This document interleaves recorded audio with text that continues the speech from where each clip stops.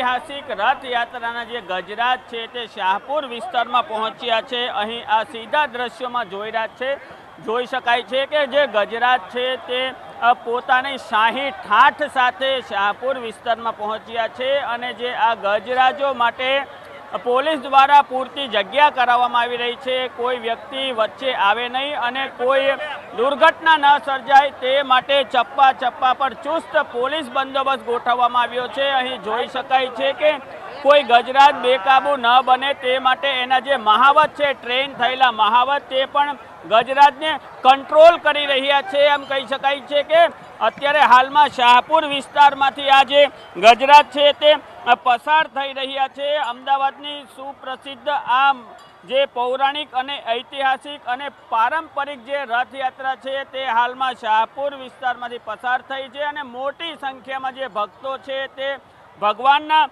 દર્શન માટે ગોઠવ્યા છે। જો આ રથયાત્રાની વાત કરવામાં આવે તો જે રથયાત્રાની શરૂઆતમાં 18 જેટલા શણગારેલા જે ગજરાજ છે તેમને રાખવામાં આવ્યા છે। તેઓ ભારતીય સંસ્કૃતિની ઝાંખી કરાવી રહ્યા છે। તે ઉપરાંત વિવિધ ઝાંખી ધરાવતા આ ટ્રકો પણ અહીં હાલમાં જે આ ગજરાજ પસાર થાય ત્યારબાદ જે ટ્રકો આવશે, આ ટ્રકોમાં અનેક જે છે તે ભારતીય સંસ્કૃતિની ઝાંખી કરાવતા જે મંડળો હોય છે તે કરતબો કરે છે। આ ટ્રકોમાં જે 30 જેટલા અખાડા છે તેઓ કસરતના પ્રયોગ સાથે નીકળશે। તે ઉપરાંત 18 જેટલી જે ભજન મંડળીઓ નીકળશે, 3 બેન્ડ વાજાવાળા નીકળશે અને દેશભરમાંથી આવેલા જે સાધુ સંતો પણ આજે ઐતિહાસિક રથયાત્રામાં જોડાયા છે।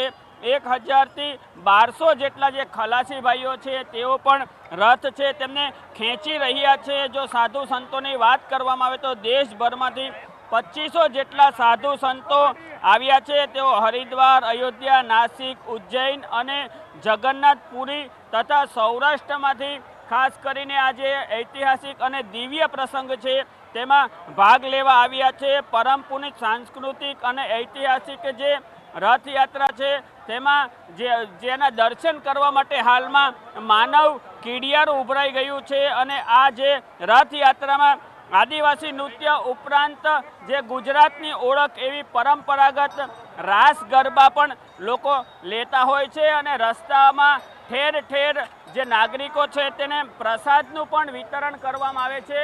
અનેક જે સેવાભાવી સંસ્થા છે તેના દ્વારા પ્રસાદનું વિતરણ અને જોઈ શકાય છે કે હાલમાં આ વરસાદી વાતાવરણ થયું છે। આકાશમાં કાળા ડિબાંગ વાદળો આવ્યા છે। કહી શકાય કે એક તરફ ભગવાનની જગન્નાથની જે યાત્રા છે તે નીકળી રહી છે અને બીજી તરફ વરસાદી વાતાવરણ પણ થયું છે। જોઈ શકાય કે સુસવાટાભેર પવન સાથે હાલમાં અહીં આકાશમાં કાળા ડિબાંગ વાદળો પર આવ્યા છે। આમ આખા દિવસ સવારથી પડેલી આ જે ગરમી છે તેનાથી લોકોને રાહત મળી, કારણ કે બપોરે ગરમીને કારણે કોઈ જે ભક્ત છે તેમને તકલીફ ન પડે તે માટે પાણીનો છંટકાવ કરવામાં આવ્યો હતો। આખા દિવસ જે ગરમીનું વાતાવરણ હતું, બાદમાં હાલમાં ભારે પવન સાથે વરસાદી વાતાવરણ પણ સર્જાયું છે।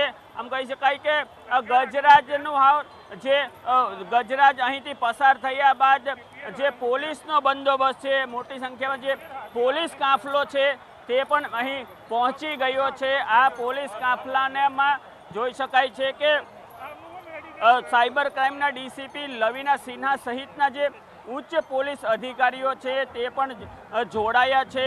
ખાસ કરીને રથયાત્રા દરમિયાન ઓનલાઈન કોઈ પ્રકાર જે મેસેજ ન છોડવામાં આવે, કોઈ પણ પ્રકારની અફવા ફેલાવતા મેસેજ ન છોડવામાં આવે તે માટે સોશિયલ મીડિયામાં પણ પોલીસ સતત નજર રાખી રહી છે। આ જે ગજરાજ અહીં પસાર થયા બાદમાં હવે ટ્રકમાં અખાડા શરૂ થશે। તેની વચ્ચે જોઈ શકાય કે પોલીસનો જે સુરક્ષા કાફલો છે તે અહીંથી પસાર થઈ રહ્યો છે। 31,000 જેટલા જે પોલીસ કર્મચારીઓ છે તે રથયાત્રાની સુરક્ષા માટે ખડે પગે ઊભા રહ્યા છે। રથયાત્રામાં 10 જેટલા આઈજી, 42 ડીસીપી અને 88 જેટલા એસીપી તૈનાત રહેશે। તે ઉપરાંત 800થી વધુ પીઆઈને પણ જવાબદારી સોંપવામાં આવી છે। કેન્દ્રીય સુરક્ષા બળો જેવા કે મિલિટરી અને પેરામિલિટરી ફોર્સને પણ રથયાત્રાની સુરક્ષા માટે ખાસ જવાબદારી સોંપવામાં આવી છે। વિવિધ જે પોઈન્ટ છે ત્યાં તેમને ગોઠવવામાં આવ્યા છે। તે ઉપરાંત પોલીસ દ્વારા સ્માર્ટ પોલીસિંગ અને આર્ટિફિશિયલ ઇન્ટેલિજન્સીનો પણ ઉપયોગ કરવામાં આવ્યો છે। ઠેર ઠેર જે ડ્રોન છે તે ડ્રોન ઉડાડવામાં આવી રહ્યા છે અને આકાશમાંથી પણ રથયાત્રાની સુરક્ષા કરવામાં આવી રહી છે।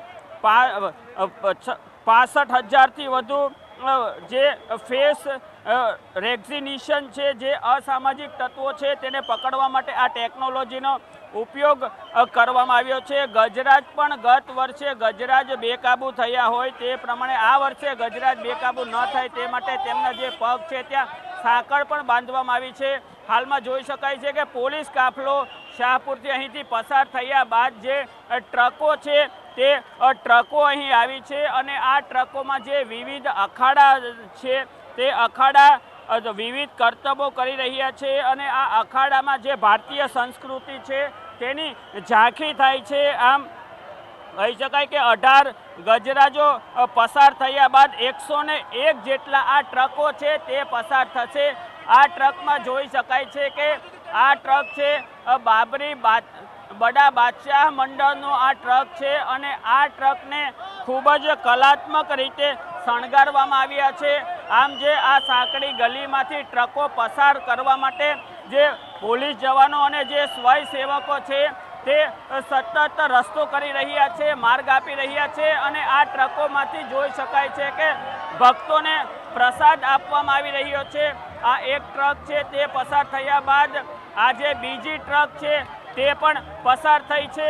અહીં જોઈ શકાય છે કે આ જગન્નાથ ભગવાનની જે રથયાત્રા છે તેમાં જે પંડિતજીની વાડી છે તેનો આ ટ્રક છે। તે ઉપરાંત હવે એક પછી એક અહીં ટ્રક પસાર થઈ રહ્યા છે। આ ટ્રકમાં ભગવાન સ્વામિનારાયણજીની ઝાંખી ઉપર લગાડવામાં આવી છે। આમ કહી શકાય કે જે ટ્રકો છે તે પણ ખાસ કરીને રથયાત્રામાં આકર્ષણનું કેન્દ્ર બનતા હોય છે।